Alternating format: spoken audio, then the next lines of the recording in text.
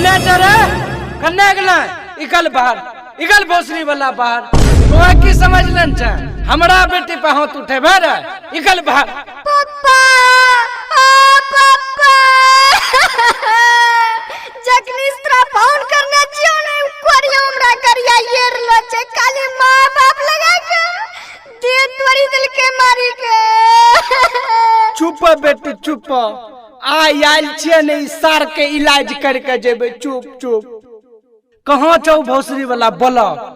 आई सार के गोली मार देबे हौ की पापा टुकुर टुकुर आई वंश देखै छ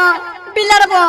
प्रणाम प्रणाम बाबूजी प्रणाम प्रणाम करे छन भोसरी वाला प्रणाम करे छ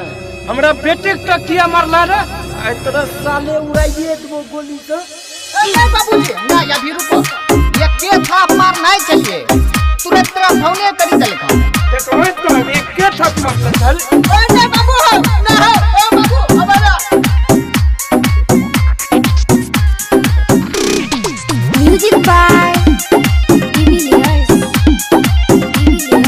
डीआर के रिकॉर्डिंग स्टूडियो मोहनपुर गलती से मौगी बचा लाई दलिए थाप गोली लगे मारे ले वो करबा गलती से मौगी बचा लाई दलिए थाप गोली लगे मारे ले भाई बा हमसे भेले गलती माफ कर श्रीमती बरका कर दलिए गलती से मौगी बचा लाई दलिए थाप गोली लगे मारे ले वो करबा गलती से मौगी बचा लाई दलिए थाप गोली लगे मारे ले भाई बा पापा दोनों जो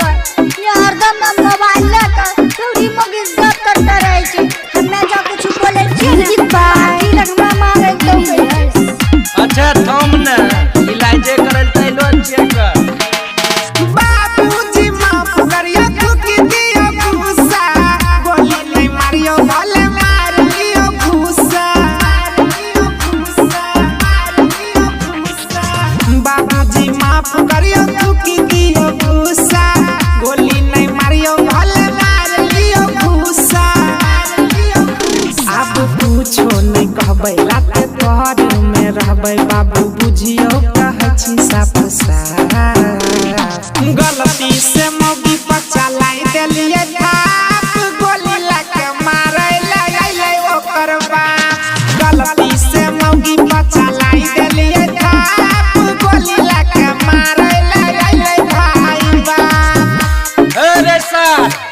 अभियो के जो माफी मांगी ले गोल छुबी हमरा बेटी से माफ के देबो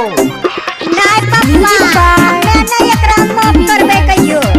फेरू या हमरा मारता सब फरमाइश पूरा करबो तोहरिया छोरो नाराजगी भले मारो दू चार थाप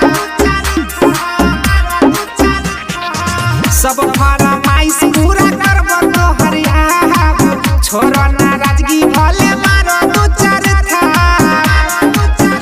उठ बैठ करै छी कान धइ के कहै छी गुस्सा छोड़ दियो लछनिया गलती